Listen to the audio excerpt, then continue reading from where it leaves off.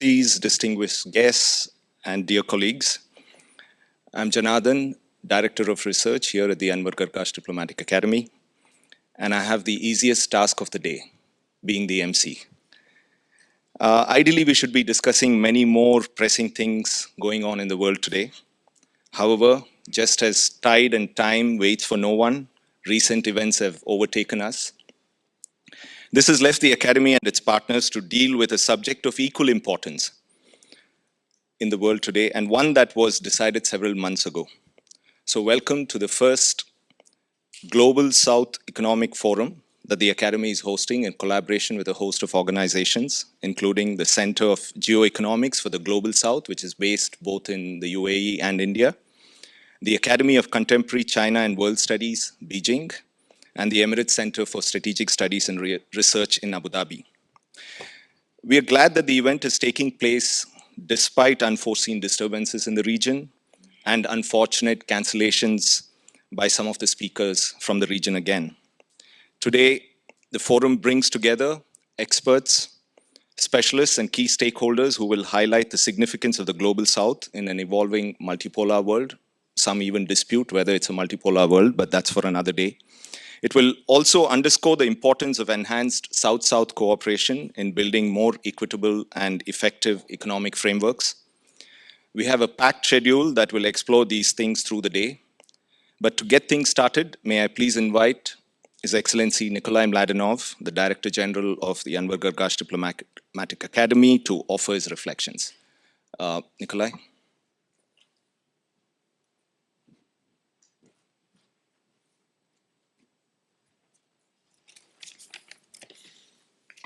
Thank you very much, Janardhan, ladies and gentlemen, Your Excellencies, ambassadors. Thank you very much for being here with us. And let me also join Janardhan in thanking our partners from the Center for Geoeconomics of the Global South, the Academy of Contemporary China and World Studies, and the Emirates Center for Strategic Studies and Research for organizing this conference. Despite, as Janardhan already noted, recent events, I'm actually glad that we're able to not talk about recent events, but talk about the global picture as it is emerging in light of the topic of today.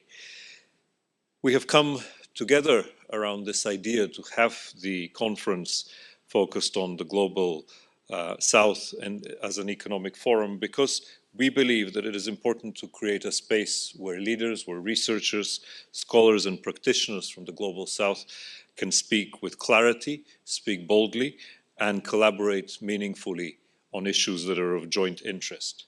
And we do indeed meet at a time of very profound change in the global system. The global economic order is no longer what it was just a decade ago. Traditional centers of power, long anchored in the North Atlantic, are being joined, and as some may say, also being challenged by new poles of influence across Africa, across Latin America, Asia, and the Middle East.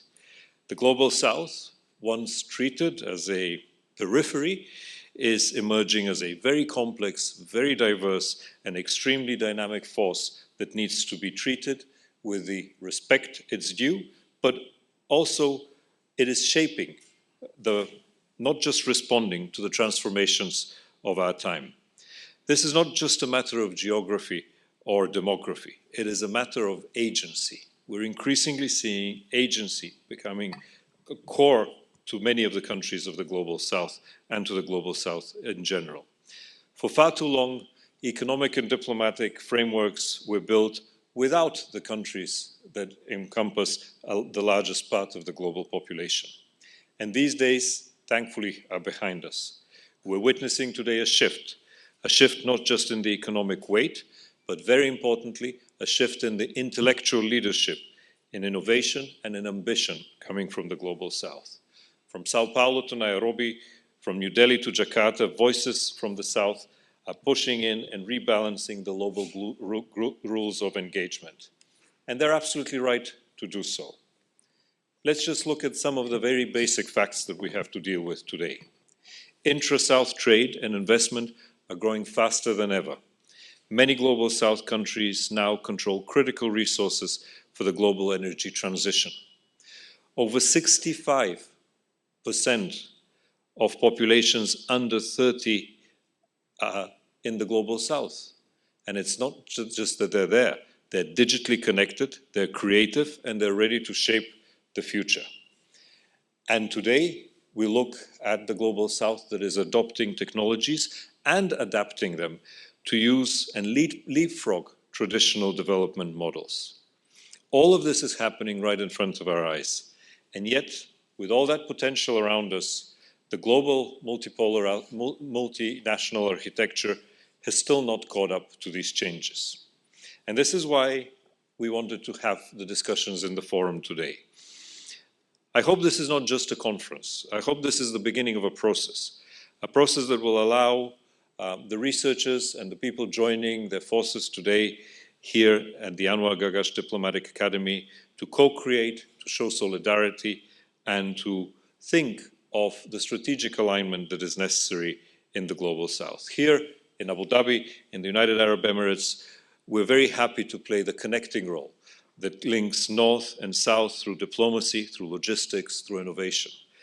Through the comprehensive and economic partnership agreements, now 27 to my last count, but you can look at the map as you go and have your coffee outside a little bit later. We have a very nice map looking at the economic partnerships of the United Arab Emirates. Through the CEPAs, the United Arab Emirates has sought to build bridges at a time when others build walls. And we hope that this conference as well is part of that process of openness, of building bridges, and of allowing countries and thought leaders to align together around ideas for the future ahead of us. We desperately need to think about the future of multipolarity, not with confusion and fear, but with confidence. We need to harness the new technologies of the future without deepening the divides that already exist. And we need to think about building systems of trade, of investment, of connectivity that reflect the priorities of the world, not of the few. So I'm glad today that we will open this discussion, not just saying that the Global South, I read this title recently somewhere, that the Global South is knocking on the door of international politics. It's not knocking on the door. It is actually building, it is constructing a new room that is much bigger, much more encompassing, and able to house global cooperation and fairness among nations. Thank you.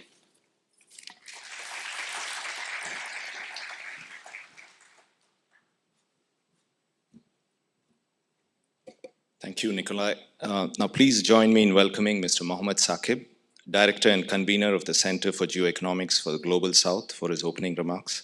Saqib has been instrumental in working with the Academy in bringing this forum to reality.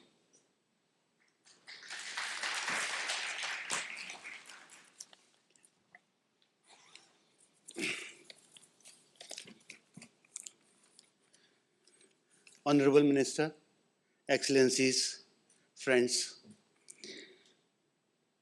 a very warm welcome to inaugural Global South Economic Forum. It is an immense pleasure to stand here and welcome you to the first GSEF, where we will discuss the collective strength and economic future of the Global South. This forum is the result of a collaborative effort, and I want to thank our co-organizers, Anwar Gargash Diplomatic Academy, especially Dr. Janardhan. Without his guidance and help and support from Damiana, this forum would not have been possible. We are grateful to Academy of Contemporary China and World Studies for their vital support and insightful input for conceiving the agenda and the program. We also recognize the support of Emirates Center for Strategic Studies and Research. The forum aims to address the evolving role of Global South in the changing global geoeconomic and geostrategic landscape. The objective of the forum was to bring together experts and key stakeholders and discuss the potential opportunities and scope of strategic cooperation. The world is on the cusp of new economic order. The Global South is a pivotal force in shaping the global economic landscape, representing a significant portion of the world's GDP and population. Our collective voice is growing louder, asserting our role in the multipolar world. We seek to create equitable global economic framework. Let's engage with open minds, share our diverse perspective, and work towards actionable solutions that will benefit not only our region, but the entire world. Thank you for being part of the first GSEF. Thank you. Sheshe.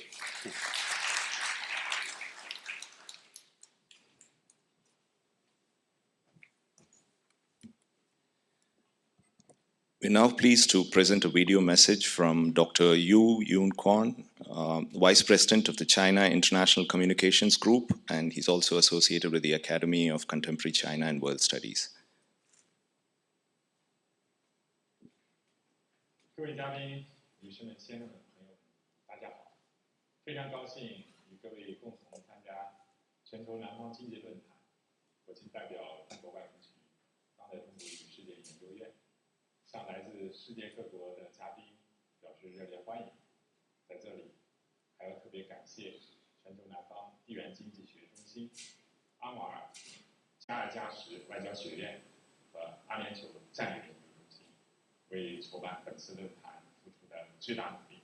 当今世界多极化格局与经济全球化趋势加速演变，全球南方国家全体性崛起是世界大变局的鲜明标志。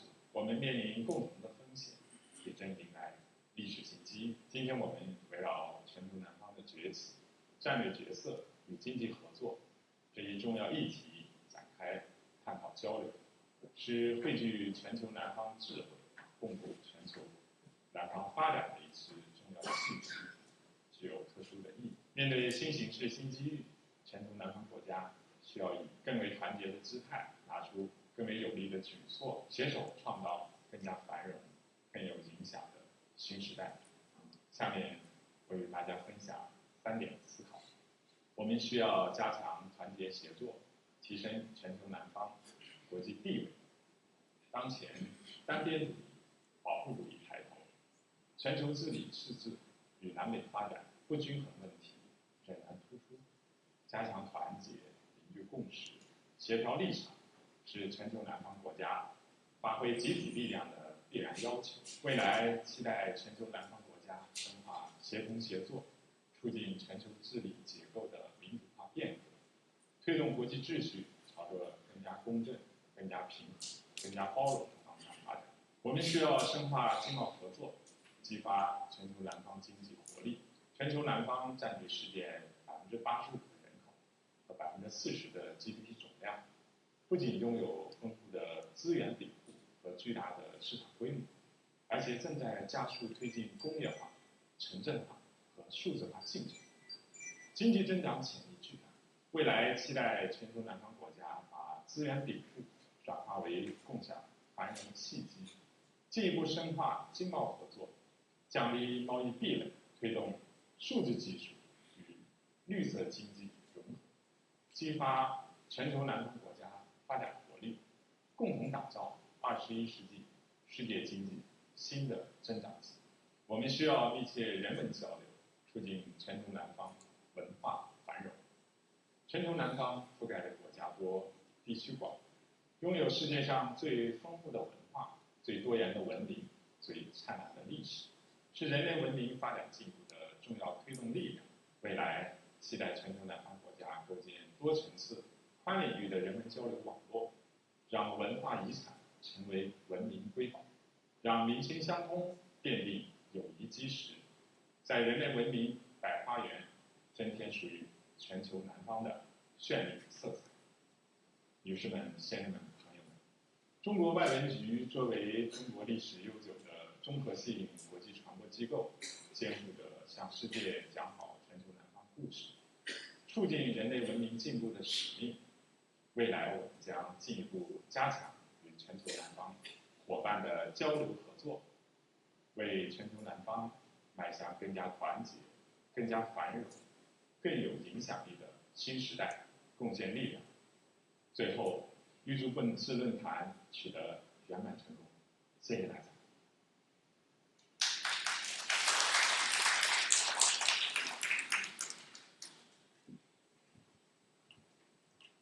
It's now my honor to welcome His Excellency Ahmed Al Saig, Minister of State in the UAE's Ministry of Foreign Affairs, handling the Economic and Commercial Affairs portfolio, to deliver the keynote address.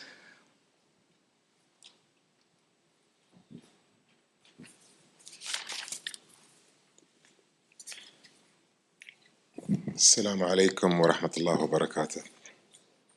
Your Excellencies, ladies and gentlemen, dear guests, it is a privilege to welcome you all to the Global South Economic Forum here in Abu Dhabi.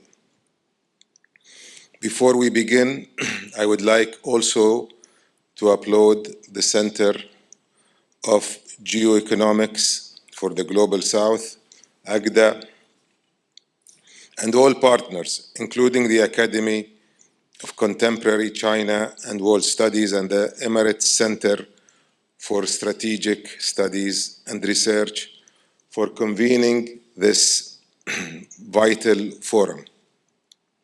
This forum comes at a time of evolving global dynamics where the traditional contours of influence are being reshaped. Emerging and established players alike are navigating alignments shaped by interdependence and untapped opportunities. The nations of the Global South are no longer peripheral in global economic affairs. They are central to shaping the agenda, contributing ideas, and advancing frameworks for equitable cooperation. Collectively, these nations are helping recalibrate partnerships and offering pragmatic solutions rooted in shared ambition and mutual respect. The UAE believes that the voices, values, and visions of the Global South are indispensable to shaping a more inclusive and balanced international system. This belief is not merely aspirational, it is operational. It informs how we design policies, build partnerships, and engage with regional and international systems.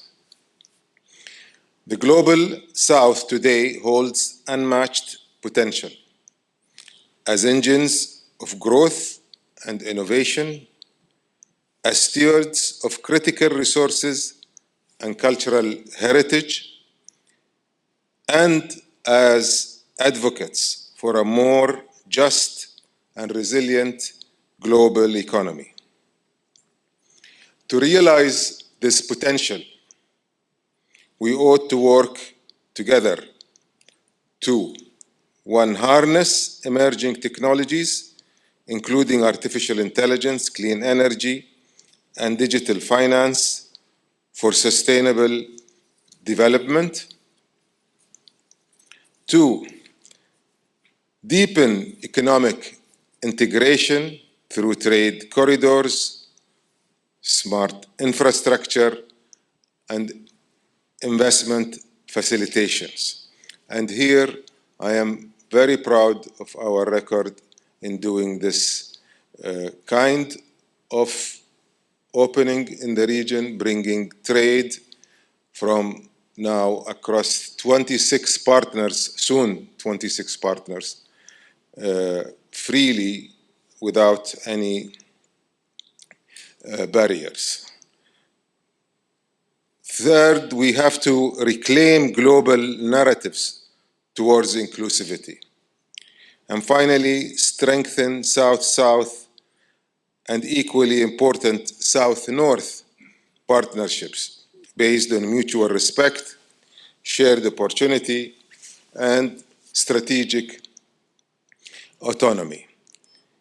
The UAE is proud to contribute to this vision in various ways, including its outward-looking economic diplomacy, whether through investments in clean energy, digital connectivity, food security or development financing, we remain committed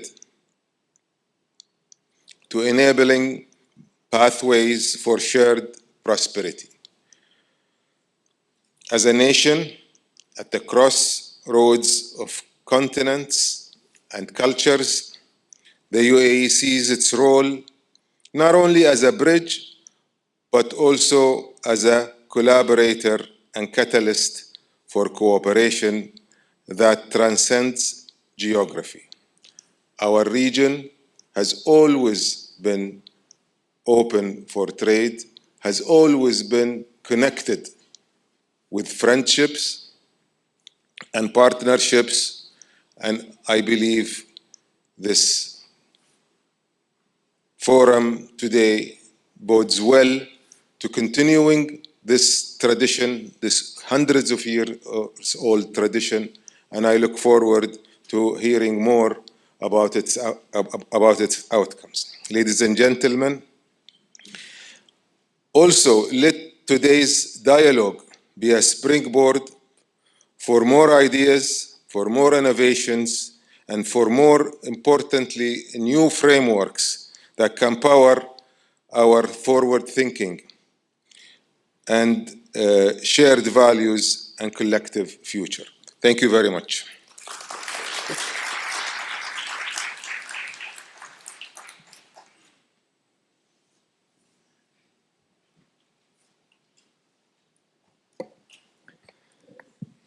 Thank you, Your Excellency, for setting the tone for the substantive sessions to follow. Let's now move on for this morning's plenary session, which will be moderated by His Excellency Anil Suklal, High Commissioner of South Africa in India. Ambassador Suklal, could you please come up and take your seat? Joining him on stage will be a diverse group of expert panelists. His Excellency Christian Cardano, former Trade Minister, Malta, and he's the advisor to the Center of Geoeconomics for the Global South. Dr. Rajiv Kumar, Chairman, Pehle India Foundation, a not-for-profit policy think tank in India. Mr. Mohammed Baharoon, Director General, Buhut, Dubai Public Policy Research Center. Professor Zhao Yuzi, Humanities Chair Professor, Tsinghua University, China, and Fellow of the Royal Society of Canada. And last but not the least, Dr. Anise Basiri Tabrizi, Senior Analyst, Control Risks, UAE. Ambassador Suklal, you may begin the proceedings. A gentle reminder before you start. Please note that we must end the discussions in about 45 minutes. But all things, somehow have to start and end on time. So please proceed. Thank you, thank you. Honorable Minister, Your Excellencies, dear colleagues, let me firstly thank the co-organizers of this forum for giving me this privilege to join you this morning and moderate this very important session. It's wonderful to be back in Abu Dhabi. I spent about 25 years of my career as Deputy Director General for Asia and Middle East, overseeing the bilateral relationship between South Africa and the UAE. And I was also very privileged in 2023 as South Africa's BRICS Sherpa to see the admittance of UAE as a full member of BRICS. So it's wonderful to be back in Abu Dhabi. We have a very distinguished group of eminent panelists here, experts in their respective fields. And I'm not going to take up much more of their time because we are here to listen to them and not to me. But just to also mention that I said to Saqib, I don't know by design or default, you chose this date while the G7 is meeting in Canada. We, rightfully so, as the Global South also meet to reflect on both the challenges and the opportunities that the Global South currently experiences. But this year is also important for a number of reasons. In April this year, we marked the 70th anniversary of the Bandung Conference, the first Asia-Africa conference that took place in Indonesia in 1955, that in many ways laid out the template for South-South cooperation as we know it today. As you know, it was the forerunner for the NAM and later G77 plus China. Later this year, we will mark the 80th anniversary of the founding of the United Nations.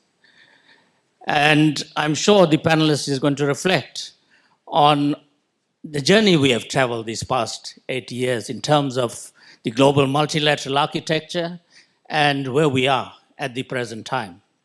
Also in August this year, we'll mark the 80th anniversary of Hiroshima and Nagasaki, two very important events that perhaps have more meaning today in terms of what's confronting humanity at the present time and the lessons that we should have drawn from that event.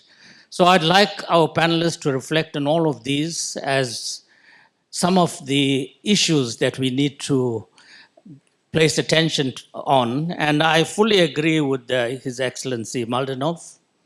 The Global South, over the past at least 2 decades, has occupied a different space in the global multilateral architecture. And the Global South is no more on the margins of global society. When 50 nations met to form the United Nations, very few of us were from the Global South.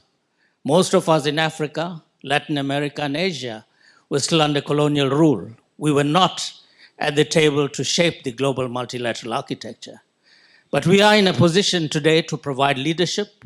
And what we do with this moment that's been given to us, which we have rightfully taken, in shaping a more inclusive, fair, just global multilateral architecture.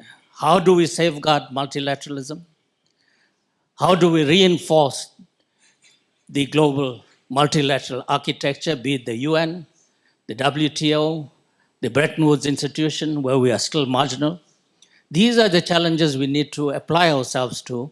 And I believe that we have a moment in history where the Global South could provide leadership in shaping a new global multipolar order. So without much further ado, let me call upon our first speaker.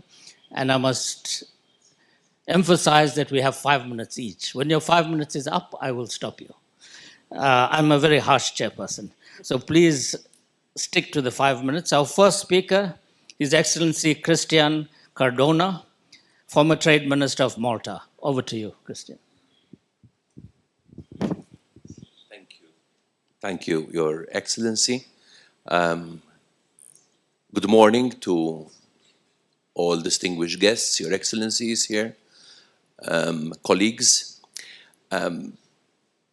With a hint of time, those who were born in the 70s, like me, in the early 70s, have spent a quarter of a century in the 20th century, and more than a quarter of their life in the 21st century. And we remember distinctively that the 21st century was about reclaiming sovereignty, as you rightly pointed out. However, we also remember that in the 21st century, we are focusing more about equitable, entrepreneurial, and enduring partnerships. I come from a post-colonial island state in the Mediterranean, in the south of the Mediterranean, Malta. We have a forward-looking vision as a country. We see that true development must be co-created, not inherited. We are located in the south, so we are a bridge, and we have navigated through occupation, through resource scarcity, migration. Today, like many, we face climate challenges, and we share also economic independence. But, and I think this is our opportunity, as these previous speakers have pointed out, South-South cooperation is not about geography, but it is about agency. And it doesn't matter whether you are in the Caribbean, in Africa, in Asia, or in Malta. It is about choosing, in my opinion, to collaborate across shared challenges and design custom solutions. Allow me to share a perspective from our economic journey in the past 50 years. We have been taught that private enterprise should always follow the state's lead, or vice versa. But today we can see that there are new theories, particularly those which deal with distributed development economies, which create smarter synergies, which create a future which is covenanted. And this places, in my opinion, itself a team within this conference today, within the ethos of what we are discussing. So now we have to believe in an entrepreneurial state that doesn't merely de-risk, but co-invests with skin in game. And so, allow me to give an example. In Malta, we launched nation-backed accelerators in blockchain, in clean energy. We use regularly sandboxes for innovation. We invest regularly in regional private capital alliances. And so these models are easily and could be easily adopted by other states in the Indian Ocean, in the Caribbean peripheries and region. And I believe that, yes, these can be modeled very easily. So the conclusion, and I will wrap up my intervention, is that South-South cooperation must evolve, and it must evolve from solidarity to strategy, from aid dependency to intellectual independence, from a donor-recipient formula to co-creatorship, and from passive diplomacy to entrepreneurial diplomacy. And so the South-South cooperation will not be an echo of old struggles, but a blueprint for a just future. Thank you. Thank you, Christian. You actually kept to your 5 minutes. And I think your closing remarks summarize the challenges we have and the opportunities in terms of South-South cooperation. Let me turn now to Dr. Rajiv Kumar, Chairman, Pala India Foundation.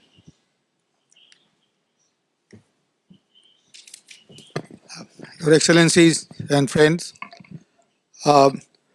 scared of the Chairman's harshness of my time, I'll go straight to the point and dispense with the thanks that I owed to the Anwar Gargash Academy for inviting us here. And the point that I'm going to make is that today the world is in the midst of an unprecedented historical transition, a flux. And that flux has never been there before us. And therefore, we, the South, have now the opportunity to redesign a new world order, to take the leading role in designing the new world order, in which we should participate together in solidarity, but also in terms of being strategically collaborative. In my forthcoming book called the Everything All at Once, the 6 global transitions in the world today, I point out one, the 6 are geopolitical, that the Fukuyama's prognosis of the history is dead is no longer so. In fact, a new history is beginning at the moment. Second, geoeconomic. Thomas Friedman's telling us that the world is flat is not true at all. The world is not flat. The world is full of crevices and precipices and valleys and protectionism and fragmentation. So that's changed already completely. The third is geophysical, which is that the geographical, from the transatlantic, which is the new world, back to the old world, which is the Asia Pacific, which had been there until 300 years ago. That's the big change that is happening. The fourth, most importantly, technological. We have had 4 technology revolutions before, but never the one which we are seeing today in the forms of AI and frontier learning, where machine intelligence will now outpace human intelligence very soon, and singularity will be a fact of life for which we have to face altogether. Fifth is the climate change, which the North denies. Our North is responsible for it, but it denies it. Only rhetorically it supports it. But we have a 20-year window before sea levels begin to rise, Himalayan snow begins to melt away, and therefore we, the countries in the South, face the consequences of this climate change, and we have only 20 years to work together to try and avert it. And the sixth and the final one, ladies and gentlemen, is the rise of the South itself. 85% of the population, 40% of the world GDP, but now contributing much more than OECD to the growth of the global GDP. That's the promise of the South, that we are contributing more to global growth than all the advanced countries put together. So therefore, ladies and gentlemen, in the midst of these 6 unprecedented historical transitions, what do we have to do? And I think by the first century, really the thing is that we have to make this century the century of the South, the century, and therefore what we need to do is to work together, as has been said many times, but how to do this work together? And this, we have to recognize in this respect that South is not a homogeneous entity. There is a North within the South, and the North within the South owes it to the South to work together. And the best representation of the North within the South is the expanded BRICS. Now that the BRICS have been expanded and include so many other countries, including the UAE, Ethiopia, Egypt, Indonesia, and we have all the other world countries, the BRICS can become the forum for taking the South movement forward. And therefore, the BRICS should not remain a talking shop any longer. The BRICS has to focus on a few important issues and take them forward. What could these important issues be? It would be, of course, climate change, because there the window is closing fast. It has to be food security. It has to be AI and how to use artificial intelligence for the people of the South, for their development, for the demographic dividend to come through because with the AI, rather than AI becoming a threat. And maybe finally also the role of a reserve currency in the world as to how can BRICS countries come together to form that thing. Now here I must, because of my bias being from India, is that there is a particular role for the 2 largest civilizational economies in the world, which is India and China. We have to come together in this role of taking the North forward. And there I must say that we have all to admit today that China is the senior partner. China and India were the same in 1990s, but now clearly China is ahead in 39 of the 50 strategic technologies. Your per capita income is N times what we are. Therefore, as a senior partner, we look towards China to give us the lead for how to create the South-South cooperation and make it effective, implementable, and operational. And therefore, my request is that... 1 minute left. Thank you very much. And I'm just saying that what we're now looking towards is that how to devise the modality for the BRICS, and within that, the India-China bilateral cooperation to play the role of making the 21st century the century of the South, because we have the opportunity now to devise, design, and operationalize a new world order, which is rule-based and not hegemonic. Thank you very much, Chair. Thanks, Rajiv. Thank you so much. You've raised a number of critical points. How do we make the 21st century the century of the global South? Food for thought. Mr. Mohammed Baroon, Director General Bayot, Dubai Public Policy Research Center. You have the floor, sir.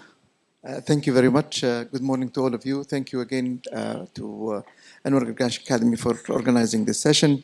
Very quickly, I will start by saying that we talk about the Global South and making the global, the 21st century, the century of the Global South, but we also have to realize that it is a bit of a concept that is not very well defined. We cannot agree which are the countries that are part of the Global South or not. Global South in itself is a geopolitical domination for a, for an economic concept, because those countries used to be described as third world countries. They wanted to, get out of this, but they've created it as a Global South. Global South also has got a trap, which is a trap of polarity. Because if we start talking about ourselves as the Global South, as opposing the Global North, then we will go into polarity and maybe even an identity conflict of some sort. So we will have to be careful about this. Also, we'll have to say that when we're talking about the Global South as nation states, maybe Africa is the biggest one because it constitutes something like 54 countries of the Global South.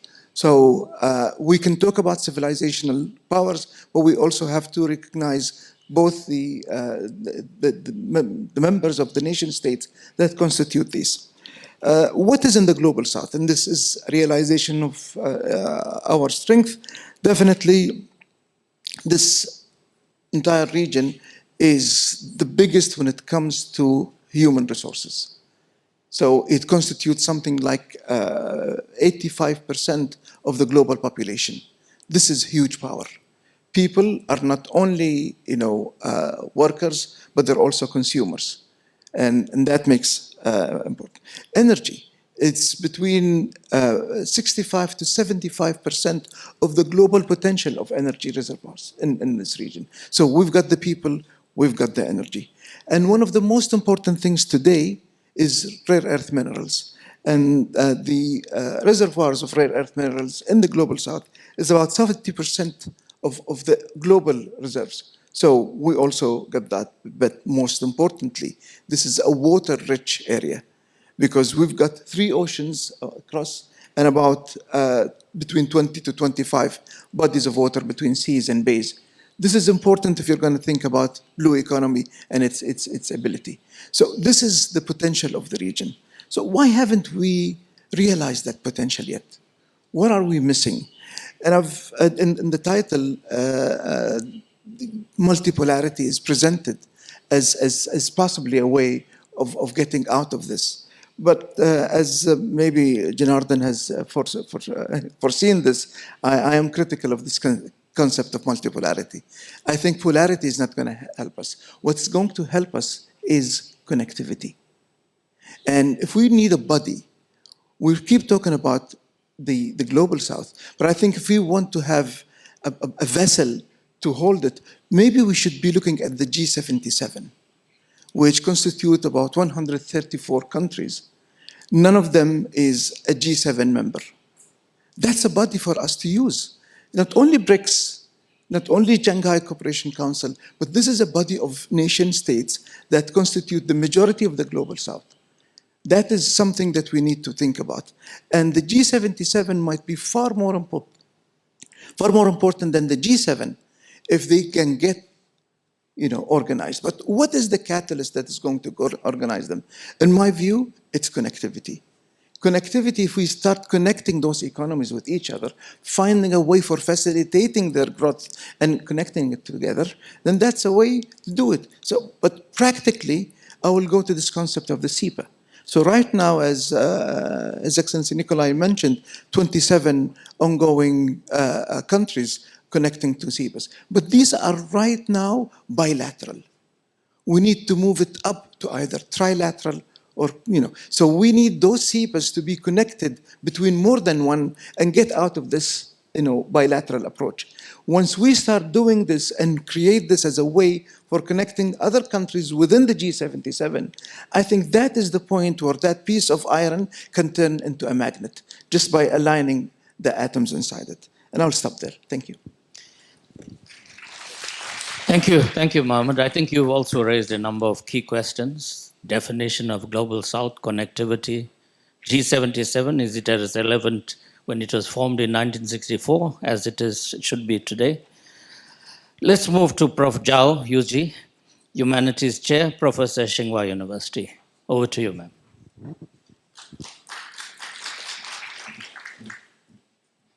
Really want to thank the organizers for this privilege to speak here. The title of my talk is called Global South Envision a New Development Paradigm. I can't agree with more with what's said that the 21st century is going to be the century of the Global South. As President Xi Jinping was saying, the collective rise of the Global South is a clear sign of the great changes in the world. What's important is that even though the term gained prominence now recently in the global political arena, the term Global South itself was coined actually in the center of the Global North at the height of the US anti-war movement by a radical US student leader. And even Adam Smith, the classic, founding father of the classic economics, expressed inspiration for one day, a time when the East and the West, the colonized world and the colonialist can come into some equal terms. So that's more 100 to 500, 250 years ago. And now that time is coming. Of course, the Global South is a very diverse body. It's not monolithic, as it was said earlier. It has to be brought together as an emerging project by agency. It's the collective agency or the collective awakening of peoples of the Global South that's most important. The Global South is very diverse. It has different capacities, different cultures, conditions, all that. But it has unity in many ways. It has a shared history of subordination to colonial old or new forms of colonialism. It has aspiration for more strategic autonomy. It has aspiration, above all, for a more equitable, resilient, and sustainable forms of development. And it's against this backdrop, I'm proposing 4 points. I thought I had 10 minutes, so I'm going to cut in half. So first, we need a new vision of development or new paradigm of development. And I think among many of those initiatives, the one that's put forward by China, the Global Development Initiative, holds many promises. In order to fulfill that, we need to have a new strategy or more focused point of development theory. For a long time, a traditional modernization theory focused on West-centric paths. And then we have the pessimism of dependency theorists who were very good at critique, but not very good at proposing alternatives. According to one study, of course, there are many ideas and already were articulated here. According to one study by independent think tank, the key for the Global South to develop is not drawing more foreign direct investment, but is focusing on more fixed net capital investment. Those ones that can really create connectivity, like what was said. According to this study, the more you have in terms of net capital investment, then in the share of GDP, the higher the growth rate. This not only applies to the 50 largest economies, which constitute 88% of world GDP, but also to the 50 small economies, which are in the Global South. Therefore, the key point, message here, very concrete, is a movement from a focus on FDI to NFI, net fixed capital investment. That's the second point. The third point, therefore, it's essential for the Global South to continue to focus on fixed capital investment. And of that, of course, building infrastructures are very important. In this context, the Chinese saying that if you want to get rich, build roads first, in a metaphorical sense, actually still applies. And it's in this context, I think, China as the large infrastructure builder, together with many other countries, we talk about China-India collaboration or many other countries, can really come into play. And Africa is the center of this focus. Actually, in just recent complete, last week, there was a China-Africa Trade Expo. And on that expo in the central China city of Changsha, more than 5.27 billion US dollar worth of infrastructure project were signed around 28 projects with more than a dozen African countries. And I think this kind of cooperation between China and Africa, multilateral or even with involving more countries is the way to go. And of course, finally, along with big infrastructure projects, we also need small and beautiful projects that can bring immediate benefits to marginalized communities. For example, dig a well. Actually, myself, last year when I was visiting Zimbabwe. 1 minute left, Prof. Okay, 1 minute, right? Visiting Zimbabwe, I saw Chinese agricultural experts organizing small village women to develop poultry. And just to say, walking the talk, I myself actually are in the process of bringing up to 5 African women to my old hometown in China to learn small commodity production and trading skills. So in the area of not only traditional infrastructure like road and buildings, I think the current cutting edge is clear energy and the digital technology. Time up, Prof. Okay, thank you. Thank you. Thank you so much. I think you've raised 4 critical issues. You've also raised the issue of infrastructure builds, China-Africa cooperation, all critical points. Our final speaker, Dr. Ansia Basiri Tabrizi, Senior Analyst, Control Risks, UAE. You have the floor, ma'am. Thank you very much. I was asked to share a little bit of the perspective from Iran towards the Global South. So I'll do that in the very short 5 minutes that I have. Iran sees really the relationship with the Global South as one of the pinnacles of its foreign policy.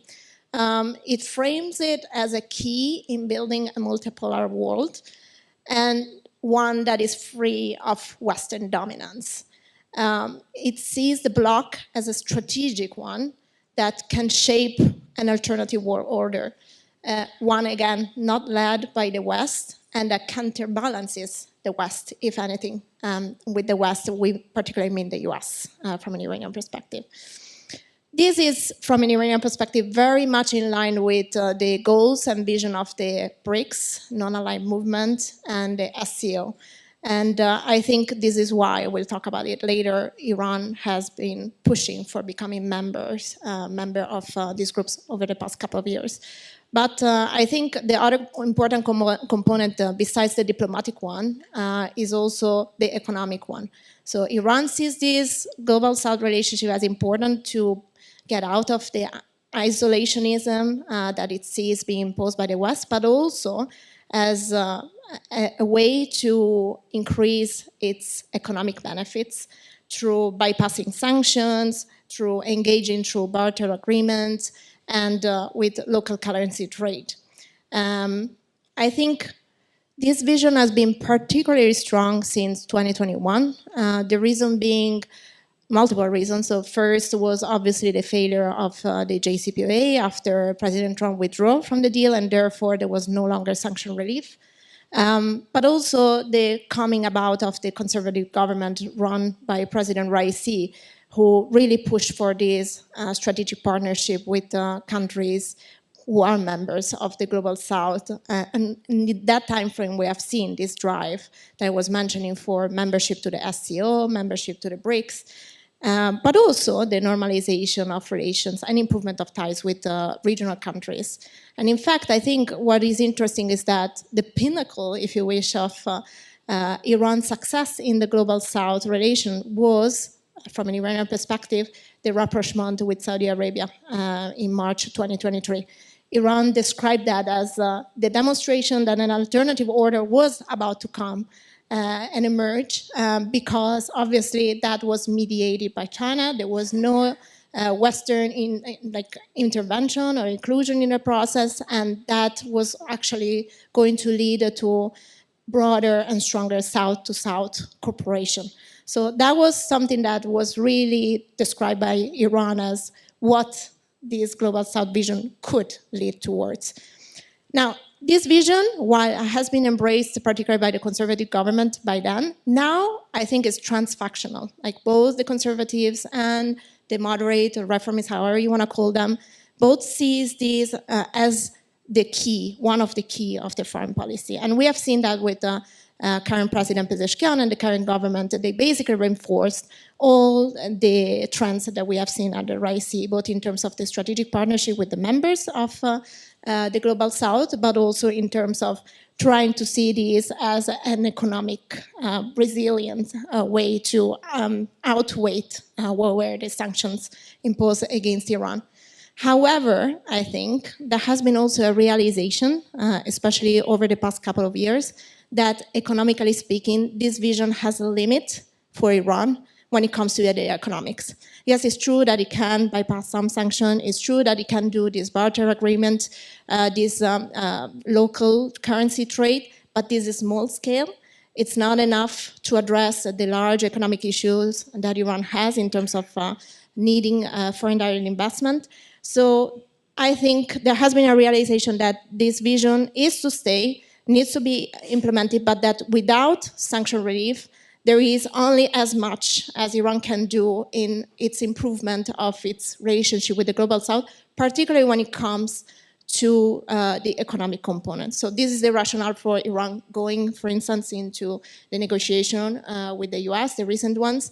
It's not to, I see it, it's not to improve economic relationship with the West necessarily, it's to improve relationship with the Global South. This is the drive, and I don't see that changing. I mean, pending current developments, we can have this session maybe in a few months down the road, because obviously this is a systemic change and we need to rethink it. But there is no reason to think that this is going to change anytime soon.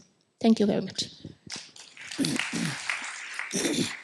Thank you, Dr. Ancia. I think you've given us very interesting perspectives, especially from the Iran perspective in terms of how they relate to the Global South and the vision going forward. I think all five of our panelists need a good round of applause. They've given us very interesting perspectives in terms of their vision of South-South cooperation in a multipolar world.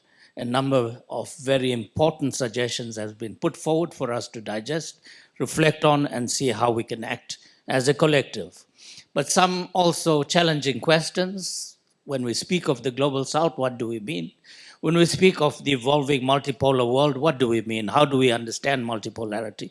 Is multipolarity this solution going forward? Can China and India work together in terms of providing leadership in the Global South? And how do we claim this as the century of the Global South? What do we need to do to act collectively?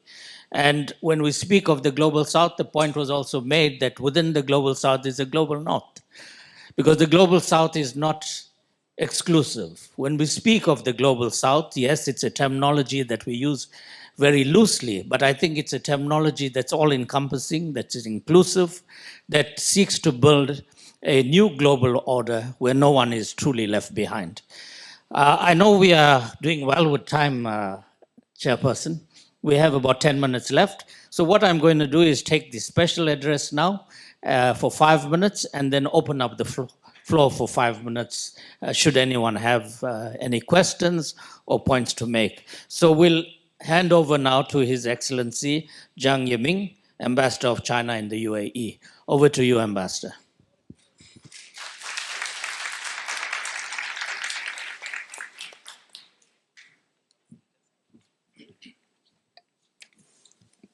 Your Excellency Ahmad Al-Sayed, Minister of State, Excellency Nicola Muladanov, Director General Anwar Gargash Diplomatic Academy, distinguished guests, ladies and gentlemen, dear students, very good morning. Assalamu alaikum. It gives me a great pleasure to attend today's first Global South Economic Forum. So I would like to express our warmest congratulations to the convening of the forum and wish it a complete success. So just now, His Excellency Minister Sayegh and the panelists focused on the theme of the rise of the Global South, the strategic role and economic cooperation, and contributed their insights on promoting solidarity, cooperation, and common development of the Global South, which inspired me quite a lot. So I would like to take this opportunity to share some of my understandings and perspectives. So working together for the development is the common aspiration of the Global South. The collective rise of Global South is a clear sign of the great changes in the world. Every panelist, they all agreed the 21st century is a century for Global South. So the common move towards modernization by the countries of Global South is a major event in the world history and an unprecedented feat in the process of human civilization. So in the past 20 years, the contribution of the Global South to the world economic growth has reached 80%. In the past 40 years, the global share of GDP has increased from 24% to more than 40%. So it has turned from a frontier area of stock in the world economy to an incremental town, so profoundly rewriting the world economic map. So among them, China, as a firm member of the world Global South, adheres to the concept of a mutual cooperation, mutual benefit, and win-win, and has always been committed to strengthening economic cooperation with the countries of the Global South, and contributing wisdom and opportunities to the development of the Global South with Chinese modernization. So in the face of the headwinds of economic globalization, China will continue to adhere to openness and inclusiveness, work together with the vast number of southern countries to promote economic globalization and sustainable development, inject more impetus into world economic growth, and create a bright future for human modernization. So BRICS and SCO, Shanghai Cooperation Organization, are the two golden signs of the Global South. As the backbone of the Global Southern cooperation and the engine of growth, the BRICS mechanism has contributed to grow but bigger and stronger in recent years. So now we have 11 new members, and more dialogue partners are waiting to join the BRICS. The family is growing, which showcasing the big potential for Global South to work together. So the 17th BRICS Summit will be held in Brazil in early July this year. And it is believed that it will effectively enhance the development momentum of the Global South. This year is also the China year of Shanghai Cooperation Organization. As a rotating presidency, China will carry out more than 100 activities in the fields of politics, security, economy, humanities, etc., within the year with the theme of promoting the Shanghai Spirit, SCO in action. So among them, the most notable event is the SCO Summit to be held in Tianjin City, China, in September this year. So at that time, the leaders, the Shanghai Cooperation Organization countries will gather on the banks of the Haihe River, Tianjin City, so that the SCO will start again from China. Okay. I thought it's 10 minutes. No, 5 minutes. I'm giving you 1 extra minute. Okay. No, it's okay. So China, SCO was born in China and named after Shanghai, and we're happy to welcome SCO back home after 25 years. So we will polish the Shanghai spirit with China actions, drive the Shanghai SCO wheel with China engine, promote continuous improvement and upgrading the SCO mechanism. So China will also promote a dialogue among civilizations, which is the wisdom and the harmony for the global south. So maintaining the peace also is the mission and the responsibility for the global south, which is security is the prerequisite for the development. Without peace, trust is no way for us to deliver the economic cooperations. So China and the UAE, we are the comprehensive strategic partners. We are also an important component and the firm force for the global south. I agree with Dr. Najib Kumar for your remarks. China and UAE, India as the two great civilizations and great neighbors.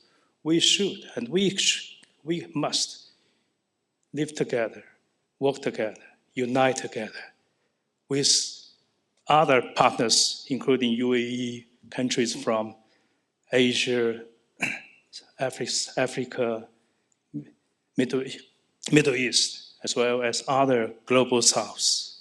Thank you, Ambassador. I think you have nicely concluded that. Thank you. Talking about us working together as Asia, Africa, the Middle East, and the global community. And I Thank wish you this so much. forum a complete success. Colleagues, I think we have had, as I've said, very insightful perspectives. I'm afraid we don't have time for questions. Chair, do we have 2 or 3 minutes? 5 minutes. 2 questions. Anyone would like to ask? I see 2 hands, so I'm going to take the one in front and the one in the back. So please go ahead, sir. Question should be 30 seconds. My name is Atul Aneja. I'm with the COGGS with Mr. Saqib. Now, my question is specific. Within the rise of the global south, do you think there is a need for a bridge state, a concept of a bridging state, like the UAE, which bridges Africa, South Asia, and Europe? And similarly, can we think of other bridging states like South Africa, for example, with Africa and Latin America, and maybe a bridging state, not only as center for economic connectivity, but also for diplomacy? Is it possible to think of that concept? Thank you. Thank you. Next question. My brother in the back, right in the last row.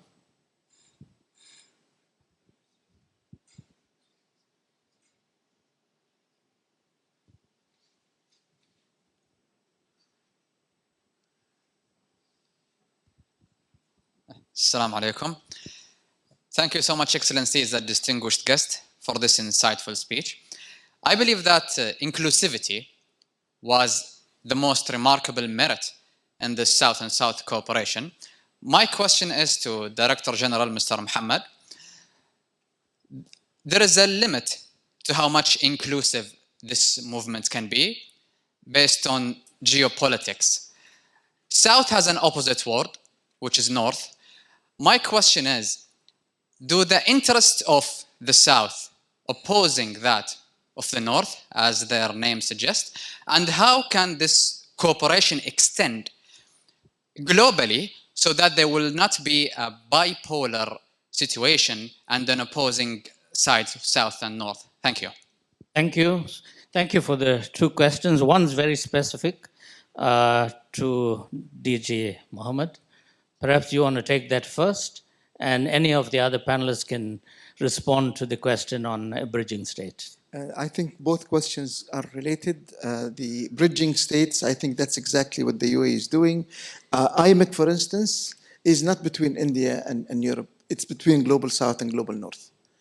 The subsea cables between Egypt and Greece, between Morocco and the UK, between Tunisia and France. These are subsea cables that the UAE is investing in to take energy. These are bridging elements. So definitely we will need bridging states, but we also need to take out this polarity between the global north and global south. It's not inclusivity. I don't think that inclusivity is the thing. Is that the will and the ability to work together?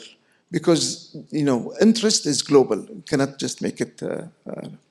Thank you, DJ Mohammed, for answering both the questions. That brings us to the end of our session. A big round of applause to all of our panelists. Thank you so much.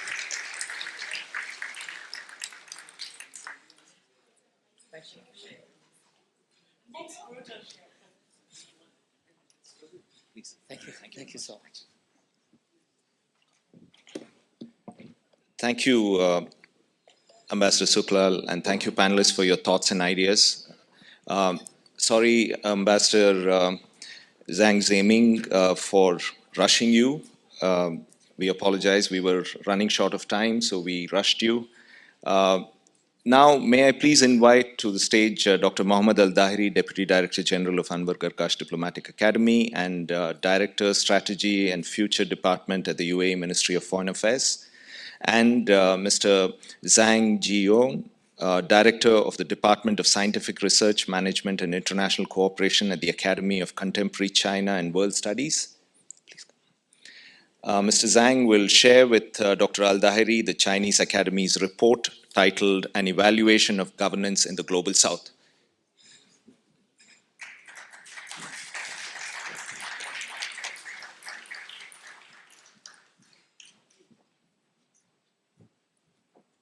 Your Excellency,